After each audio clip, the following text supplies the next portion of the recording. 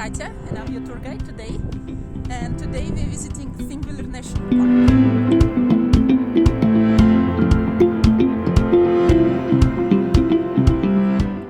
Unique place for Iceland, both in terms of history and also geology. Many people call it the heart of Icelandic nation, because here in 930 Icelandic parliament was born.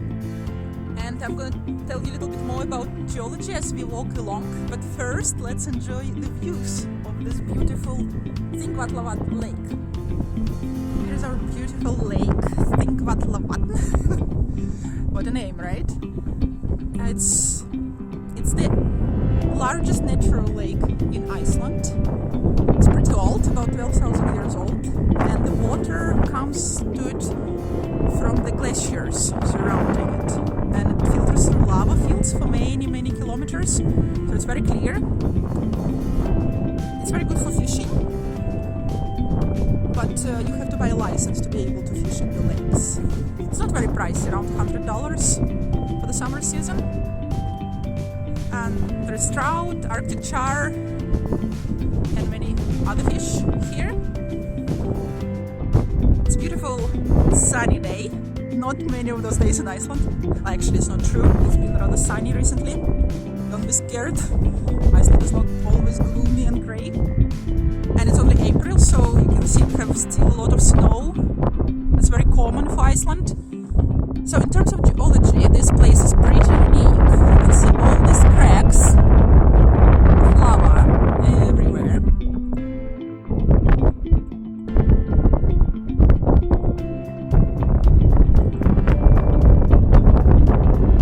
And what you see here is actually mid-Atlantic ridge, which is the boundary of two tectonic plates, North American and Eurasian, on the ground. The mid-Atlantic ridge is usually on the bottom of the ocean, but here in Thingvellir, in Iceland, it comes up.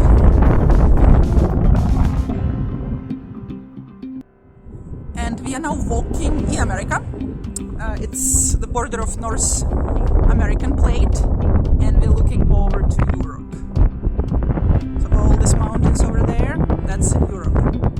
What we're going to do now, we're going to take a walk down the gorge and literally take a walk between the continents. Okay, let's walk down between the continents. This gorge is called Almanagjá, which can be translated as the gorge of all the people. As you can see, there are good walking paths. It hasn't always been like that. Several decades ago, people were just walking on the ground, but then the cracks were opening new and new cracks. So they had to put this path for the safety of people. And of course, it's usually very busy during tourist season, but we are still in the pandemic years, and we are pretty much alone here. What a luxury. All this lava here is very old, and you can see the layers on top of each other. That's the different volcanic eruptions and lava flowing on top of the previous ones.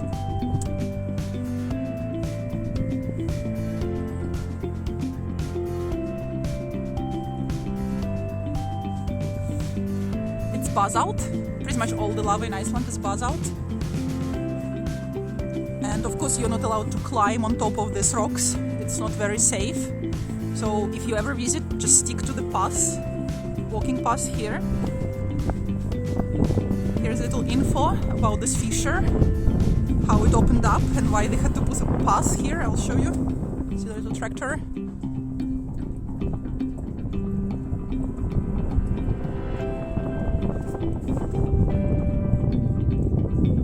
Hey, we're not alone. There is a tiny person over there. So this wall, you can say that's the border of North American tectonic plate, and we are now in between the continents. This is not the European one. The European border is a little Eurasian plate, is a little bit further to the right. But there are many cracks within the cracks here.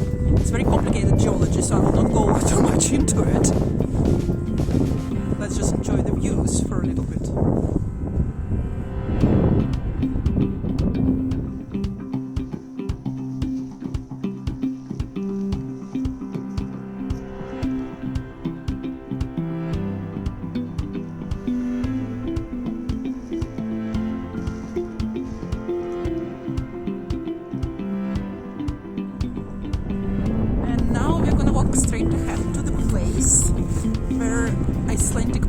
was assembling. The parliament in Icelandic is called Alþingi, and Thingvellir, the fields of parliament, that's how the name of this place is translated. And Alþingi is all assembly for everyone. As I said, it has been running for a long time, since 930, almost without break. They did take a break at the end of 18th century for 50 years or so, and then it's been re-established, but already in Reykjavik. And why they chose this place? Well, there's several reasons for that. First, you can see because of these walls all around it, it's very well sheltered from Icelandic weather, which can be quite harsh sometimes. And also, it was possible to access this place during summer for everyone, from all sides of Iceland. There were no really roads back then, but at least people could come here on their horses or by foot. And for 2 weeks, every June, they were meeting here, the chieftains, the important farmers, the heads of the big farms. They were coming here, they were bringing their best men, you can say, 2 advisors at least. Some of them were bringing more. And they were assembling here and doing important business, making laws, judging people, revising the laws, and also it was a very socially important event. People were gathering here, a lot of young people, they were looking for their prospects for wives and husbands. The business deals were made, so it was a huge gathering. People were coming here and they were putting some sort of tents, old Viking style tents here. There were no permanent buildings for a long time.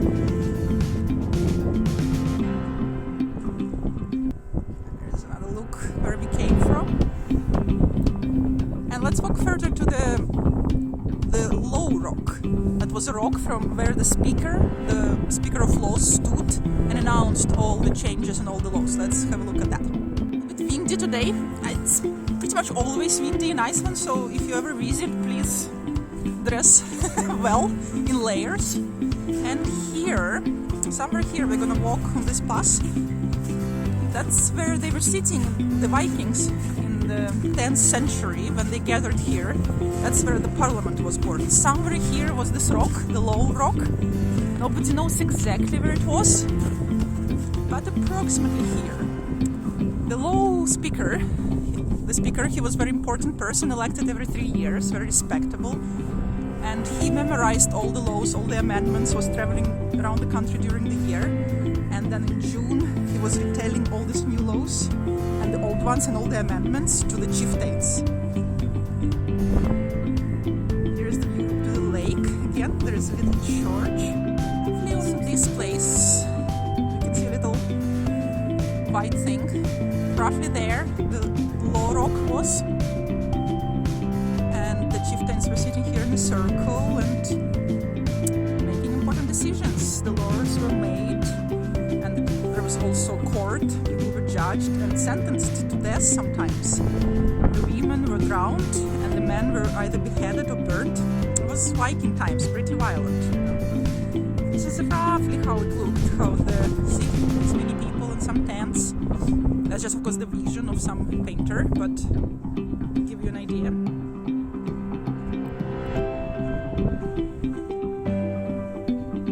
And it's so peaceful and nice. And you can walk all around here. There are paths leading to the church and further down.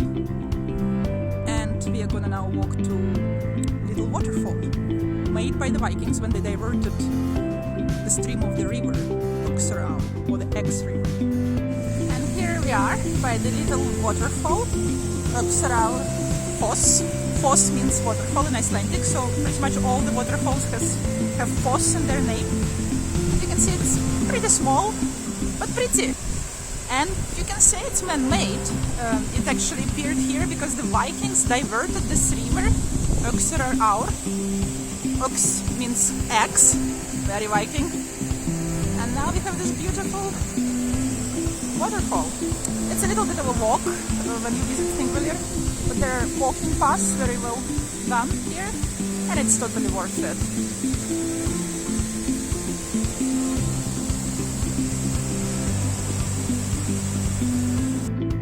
I hope you enjoyed enjoyed our little tour of the national park Thingvellir. It's part of UNESCO heritage, and I hope you can see why. It's really beautiful and very important for Iceland. I hope you do get to visit it. If you have any questions, please write in the comments below. We will be happy to answer them. And also sign up for updates on our website, uniquelyiceland.com, for upcoming tours and also for giveaways. Okay, see you next time. Or as we say in Iceland, sjáumst!